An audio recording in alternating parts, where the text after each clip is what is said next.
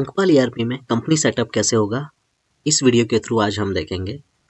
Company setup करने के लिए आपको फर्स्ट क्लिक करना है सेटिंग्स पर, जहाँ पर कंपनी सेटअप पर क्लिक करना है।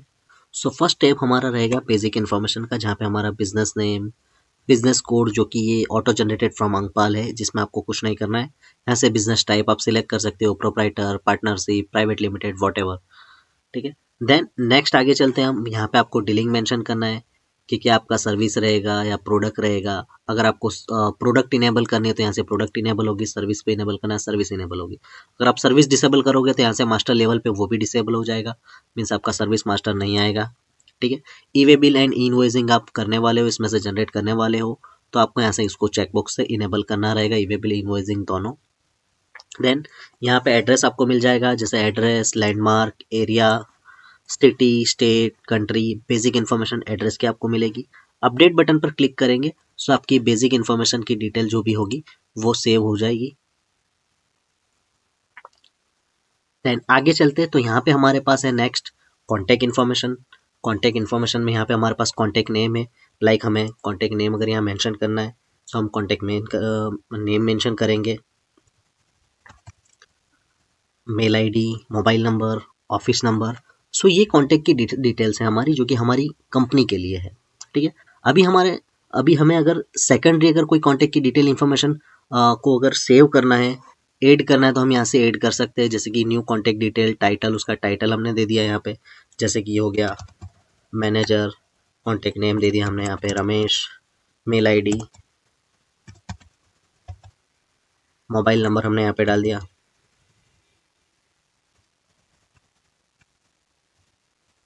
10 डिजिट्स का जो कॉन्टैक्ट नंबर होगा वो यहाँ पे ले लेगा। इजीली आप अदर कॉन्टैक्ट इन्फॉर्मेशन को भी सेव कर सकते हो यहाँ पे आपकी कंपनी की। देन बैंक डिटेल में यहाँ पे आप मैन्युअली ऐड कर सकते हो, आपकी जो बैंक डिटेल है कंपनी की वो यहाँ से ऐड होगी। Bank name, title, bank name का bank name, account number, UPI, branch, UPI ID, IFSC code, QR code generation का मोड आपको क्या रखना है अगर आप जनरेट करना चाह रहे हो। It will be automatically generate from the UPI ID.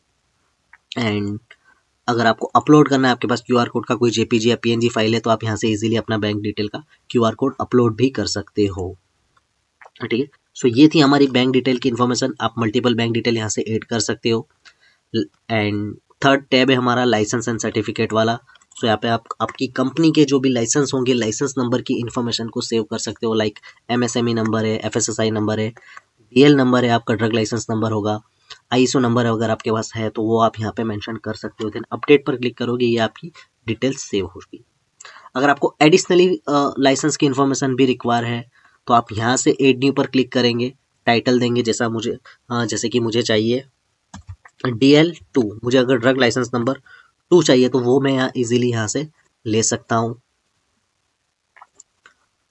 Add new पर हम क्लिक करेंगे, जैसे कि यहाँ पे मुझे चाहिए DL2, यहाँ पे मैंने डेटा फिल कर दिया, लाइसेंस नंबर, लाइसेंस नेम, पहले टाइटल था उसका, अगर डिस्क्रिप्शन लिखना है तो मैं यहाँ पे लिख सकता हूँ।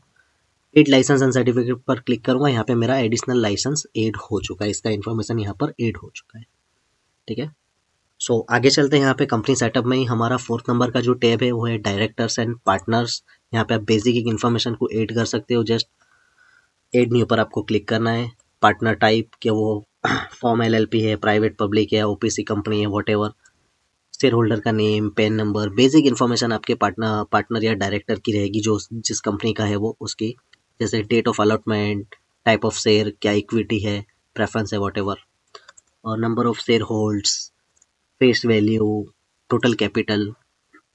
डायरेक्टर है तो आप एज अ डायरेक्टर को चेकबॉक्स पर क्लिक कर सकते हैं, इनेबल कर सकते हो। अपलोड पैन, अपलोड आधार, ये भी इन्फॉर्मेशन आपको आप इजीली यहाँ से अपलोड कर सकते हो। देन क्रिएट पार्टनर और डायरेक्टर पर क्लिक करोगे, आपकी डायरेक्टर और पार्टनर की इन्फॉर्मेशन इजीली यहाँ पे स्टोर हो जाएगी, सेव हो जाएगी।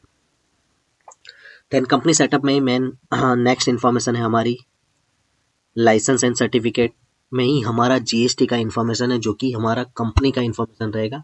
पहले जो हमारा लाइसेंस एंड सर्टिफिकेट जो था यहाँ पे कंपनी के टैब में जो था वो हमारा अदर लाइसेंसेस थे, जैसे एमएसएमई, एफएसएसआई, वॉट एवर, ठीक है। कंपनी में ही हमारा नेक्स्ट स्टेप है registration and certificate, registration and certificate में हमारा रहेगा यहाँ पे जीएसटी रजिस्ट्रेशन, मीन्स अगर मेरा कंपनी का जीएसटी नंबर अगर मुझे यहाँ से एंटर करना है या ऐड करना है तो मैं ऐड न्यू यहाँ से ऐड कर सकता हूँ, like GST ID, state, filing type मेरा मंथली क्वार्टरली क्या रहेगा वो मैं यहाँ से ऐड कर सकता हूँ। Then GST status, registration date, so GSTR 3B without GSTR 1 filing, अगर मैं चेक बॉक्स को इनेबल करूंगा सो विदाउट GSTR 3B भी मुझे सारा डेटा शो करेगा जीएसटी रिपोर्ट में, ठीक है। अगर फ्रीज इनवॉइस का वैल्यू अगर मुझे GSTR 1 फाइल हो जाने के बाद मुझे फ्रीज करना है तो वो यहाँ से चेक बॉक्स से मैं इनेबल कर सकता हूँ।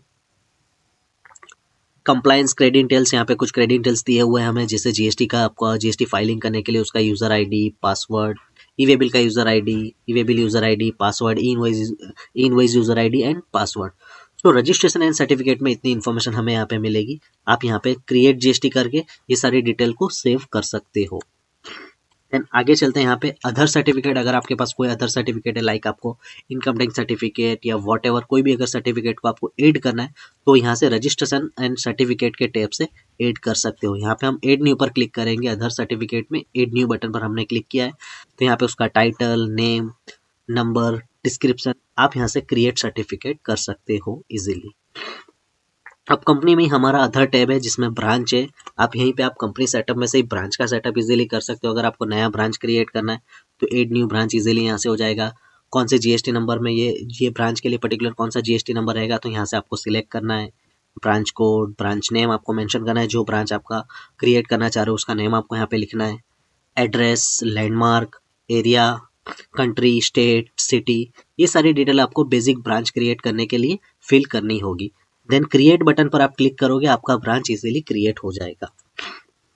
यहाँ पे ऑलरेडी मेरे ब्रांच क्रिएटेड है कुछ, मैं आपको एक एडिट मोड में ओपन करके दिखा रहा हूँ। यहाँ से एडिट, जीएसटी सिग्नेचरी वगैरह की भी इंफॉर्मेशन यहाँ से आप एंटर कर सकते हो। ये मेरा एक ब्रांच को मैंने एडिट मोड में ओपन किया जो कि अहमदाबाद के नाम से है, इसमें सारी बेसिक डिटेल्स ऑलरेडी मैंने फिल की हुई है। अगर ब्रांच को एडिट करना है, ब्रांच का नेम अगर चेंज करना है तो आप यहाँ से चेंज भी कर सकते हो। यहाँ पे कुछ इन्फॉर्मेशन है, अगर आपको यहाँ पे एड अदर कॉन्टैक्ट की डिटेल अगर ऐड करनी है तो वो आप यहाँ से ऐड कर सकते हो। ऐड न्यू पर क्लिक करेंगे, यहाँ से ब्रांच के लिए कॉन्टैक्ट डिटेल ऐड हो जाएगी। एंड अगर आपको व्यू ब्रांच डिटेल करनी है तो यहाँ से व्यू ब्रांच डिटेल कंप्लीटली हो जाएगी। ये आपको यहीं पे टैब पे मिलने वाली है ये इन्फॉर्मेशन।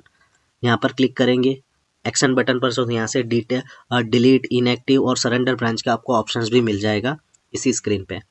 देन जीएसटी सिग्नेटरी की इन्फॉर्मेशन जो कि आपकी है वो आप यहाँ से ऐड कर सकते हो।